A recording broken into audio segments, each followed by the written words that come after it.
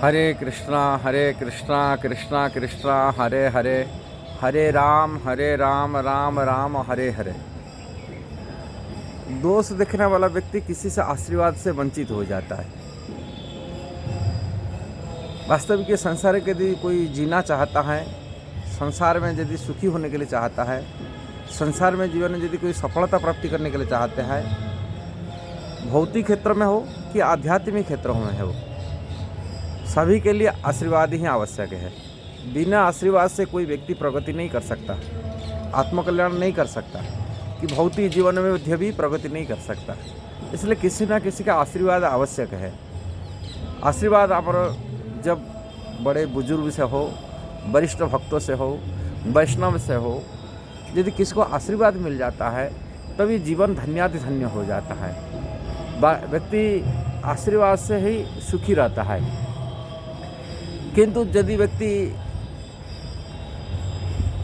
बड़े व्यक्तियों की, वरिष्ठ व्यक्तियों की, वैष्णव की, साधु महात्मा की दोष देखता रहेगा तो आशीर्वाद कैसा मिल सकता है। दोष देखने वाला व्यक्ति कभी अहंकार की मौत के कारण से झुक नहीं सकता किसी के चरण में। इसलिए आशीर्वाद तभी मिलता है जो व्यक्ति झुक जाता है। भगवान चैतन्य महाप्रभु कहे भजन के लिए वही अनुकूलता है जो तृणादपि सुनिचन तरुव सहिष्णु भावना रखा है। अति कम से कम वैष्णव के चरण में, साधु महात्मा के चरण में झुकना चाहिए। वैष्णव जो भगवान का, विष्णु का भक्त है, कृष्ण का भक्त है, राम का भक्त है, वो साधारण नहीं है। इनको कभी असम्मान नहीं करना चाहिए, उनसे सम्मान करना चाहिए। यदि महात्मा लोगों को, जो महात्मा तो वही है, वैष्णव होते, विष्णु का भक्त होते, कृष्ण का भक्त होते, ऐसे महात्मा लोगों से आशीर्वाद यदि कोई लेता है और आशीर्वाद से जीता है, उनकी जीवन सफल बन जाता है, वो प्रगति कर पाता है। किंतु यानी कि आशीर्वाद लेने के इच्छा नहीं है, अहंकार के कारण से व्यक्ति वैष्णव चरण में झुकता नहीं, तब ये जीवन असफल हो जाता है। दोष दृष्टि देखने के नाते व्यक्ति आशीर्वाद से वंचित हो जाता है।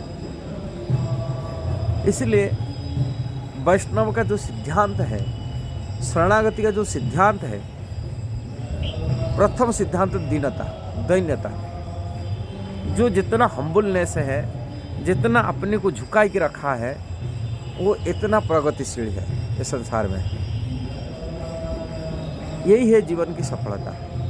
इसलिए झुक जाना, अपने को नीच मानना, अपने को छोटा मानना, वो बुद्धिमान के काम होता है।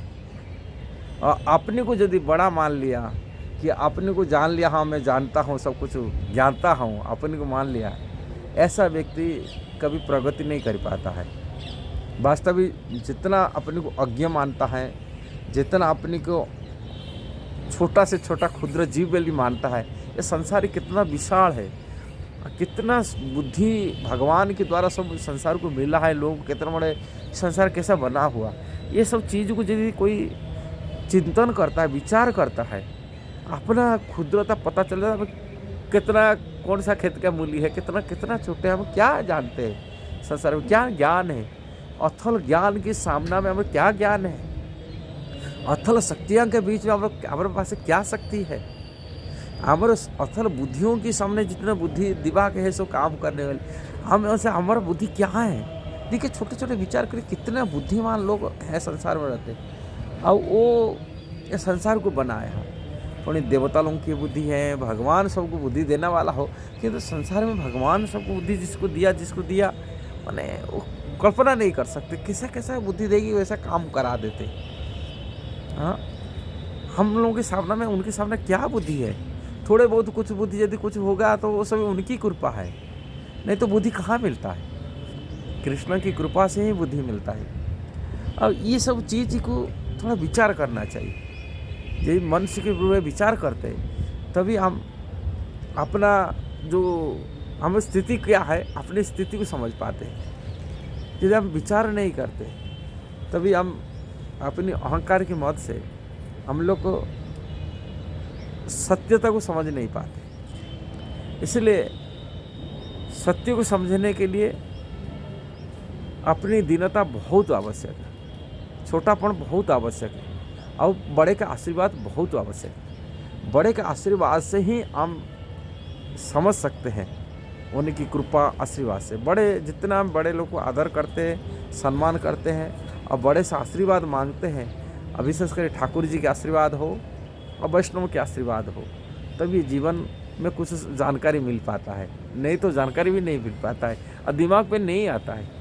भगवान बुद्धि उनको नहीं देते, प्रतिभ्रष्ट कर लेते जिनकी अहंकार रहता है। जब अहंकार शून्य हो जाता है, भगवान उनको बुद्धि दे देते, कैसा करना, कैसा जीना, कैसा करना, भगवान रास्ता मार्ग दिखा देते, और वही व्यक्ति भजन कर पाता है।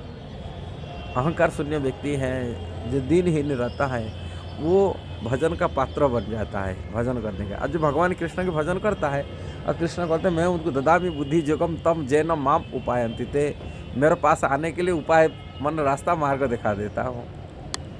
अब वो भजन वही कर पाता है जो तृणादपि सुनिचन भावना रहता है, अपने को छोटा मानता है, अपने को कोई बड़े मानता नहीं। और यही है जीवन की कला है, ये चीज़ सीखना चाहिए जीवन में। हाँ, जो जितना छोटा बाटी के अपने को प्रयास किया और वैष्णव से आशीर्वाद मांगा और उनके आशीर्वाद से जीने के लिए मन में प्रयास रखा, मैं कहता मेरे को वैष्णव की आशीर्वाद मिल जाए। कोई भी कृष्ण का भक्त हो, उनको सम्मान करता है, उनके आशीर्वाद मांगता है और उनके आशीर्वाद से जीने के लिए चाहता है। वैष्णव को वैष्णव आशीर्वाद तभी मिलता है जब हम दूसरा का दोष नहीं देखते, और दोष देखने वाला व्यक्ति आशीर्वाद नहीं मिल पाता। दोष देखने वाला तो दूसरा को बोलता है, अपनी को श्रेष्ठ मानता है, उनको दोष छोटा मानता है। इसीलिए जो दोष शून्य हो जाते हैं, हाँ, दूसरा का दोष शून्य हो जाता है, वही व्यक्ति भजन कर पाता है। और भजन में कृष्ण का कृपा हो जाता है और कृष्ण कृपा से उनको समझ में आ जाता है। यदि वीडियो सही लगा जरूर उसको शेयर करना, सब्सक्राइब करना, लाइक कमेंट भी देना। हरे कृष्णा।